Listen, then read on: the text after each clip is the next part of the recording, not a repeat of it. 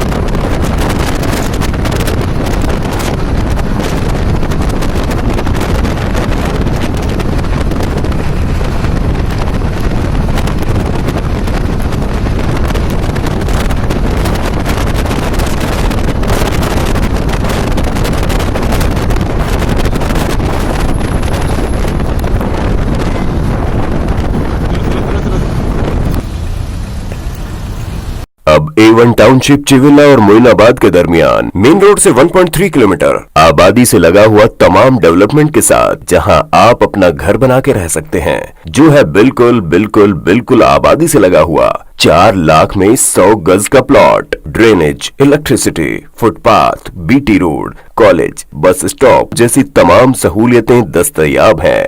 आपका ये छोटा सा इन्वेस्टमेंट आपका और आपके बच्चों का मुस्तकबिल बदल सकता है। मजीद मालूमात के लिए हमें कॉल करें। Address pillar number 235 opposite fishers department, Rajendra Nagar, Hyderabad. Contact 7799603838। खबर है शहर की, खबर है गाँव की, खबर है सारी दुनिया की। 7H न्यूज पसंद आए तो लाइक कीजिए, शेयर कीजिए और सब्सक्राइब करना ना भूलें।